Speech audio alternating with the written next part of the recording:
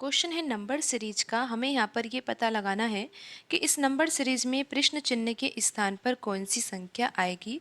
तो सबसे पहले तो हमें यहाँ पर इस सीरीज में कौन सा पैटर्न लग रहा है उस पैटर्न को समझना होगा। उसके बाद हम यहाँ पर ये पता लगा ही लेंगे कि प्रश्न चिन्ह के स्थान पर कौन सी संख्या आएगी। तो सबसे पहले ये जानना होगा कि 3 के द्वारा 22 को कैसे प्राप्त किया जाएगा। तो यहाँ पर हम लिखेंगे 3 और बराबर में लिखेंगे 22, क्योंकि 3 के द्वारा हमें 22 प्राप्त करना है। तो अब 3 में ऐसी कौन सी संक्रिया लगाई जाए जिससे यहाँ पर बराबर में 22 आ जाए। तो 3 में अगर हम 7 का गुणा करते हैं तो 21 आ जाता है, और फिर जब 21 में 1 जोड़ा जाता है तो 22 आ जाता है। तो इस प्रकार हम 3 के द्वारा 22 को प्राप्त कर सकते हैं। अब यहाँ पर 22 है और 22 का अगला पद तो मिसिंग है, हमें उसको ही ज्ञात करना है। लेकिन अभी तो हम यहाँ पर पैटर्न को अच्छे से समझ ही नहीं पाए, तो हम यहाँ पर कैसे पता लगाए कि 22 के बाद अगला पद क्या आएगा। तो यहाँ पर अभी हम यहाँ पर पैटर्न लगाने का प्रयास करते हैं कि जो ये 673 है उससे 2696 कैसे प्राप्त किया जाएगा, कि यहाँ पर कौन सा पैटर्न लगेगा। तो 673 से हमें 2696 प्राप्त करना है, तो हमें यहाँ पर 4 का गुणा तो करना ही होगा, तभी यहाँ पर जो ये आंसर है 2096 के आसपास का आएगा। तो अगर हम 673 का गुणा 4 से करते हैं तो क्या आता है। तो इसको हम इस प्रकार से भी हल कर सकते हैं कि हम 650 गुणा 4 कर ले, और 673 में से 650 तो हमने ले ही लिए हैं। अब अगर हम 23 गुणा 4 कर दे तो ये किसके बराबर हो जाएगा, 650 और 23 673 के बराबर हो जाएगा, और गुणा 4 तो हमने यहाँ पर किया ही है। 650 गुणा 4 करेंगे तो ये किसके बराबर आएगा, 2600 के बराबर आएगा, और 23 गुणा 4 करेंगे तो किसके बराबर आएगा, 92 के बराबर आएगा। तो 2600 और 92 जोड़ा जाएगा तो आ जाएगा 2692। तो यहाँ पर 673 गुणा 4 किसके बराबर आ गया, 2692 के बराबर आ गया। और यहाँ पर अब हमें प्राप्त क्या करना है, 2696 प्राप्त करना है।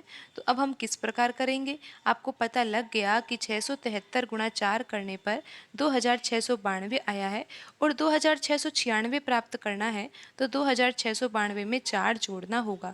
तो इसका सीधा सा अर्थ है, आपको यहाँ पर ये लेना है कि यहाँ पर हमको 4 जोड़ना है।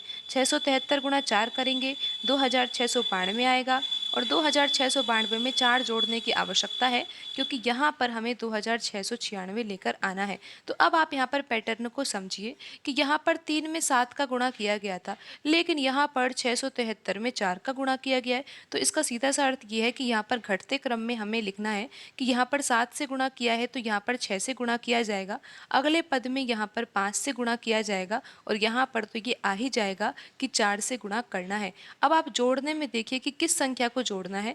यहाँ पर 1 को जोड़ा गया था शुरुआत में, और यहाँ पर 4 को जोड़ा गया है, तो यहाँ पर 2 को जोड़ा जाएगा, यहाँ पर 3 को जोड़ा जाएगा। तो अब हम आंसर निकाल ही लेते हैं।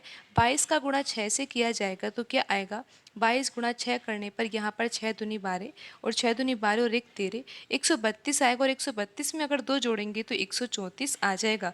और आप ये देख ही सकते हो कि हमें ज्ञात करना था कि 22 से अगली संख्या कौन सी प्राप्त की जा सकती है। तो आंसर तो यहाँ पर 134 आ ही गया है। लेकिन अब हम यहाँ पर ये भी देखते हैं कि 134 से 673 आ रहा है या नहीं। तो हमें यहाँ पर 134 रखना है, और यहाँ पर हम देखते हैं कि आंसर क्या आता है। तो आपको 134 गुणा 5 करना है, तो आप कैसे करोगे, आप कर सकते हो 130 गुणा 5 और प्लस कर सकते हो, यहाँ पर 4 बच गया है ना। 134 में से हमने 130 तो ले ही लिया है, 4 बच गया है, तो 4 गुणा 5, 130 गुणा 5 करेंगे तो 650 आ जाएगा, और 4 गुणा 5 करेंगे तो 20 आ जाएगा। 650 और 20 670 आ जाएगा, और 670 में अगर 3 जोड़ा जाएगा तो 673 आ जाएगा। और आप ये देख ही सकते हो कि 134 के बाद जो अगली संख्या है वो 673 ही है, लेकिन हमारा आंसर तो 134 आ ही चुका है। तो हम देख ही लेते हैं कि कौन से ऑप्शन में 134 लिखा हुआ है। यहाँ पर ऑप्शन डी सही होगा। तो इस तरह से आप इन प्रश्नों को आसानी से हल कर सकते हो। आज की वीडियो में इतना ही, मिलते हैं अगली वीडियो में।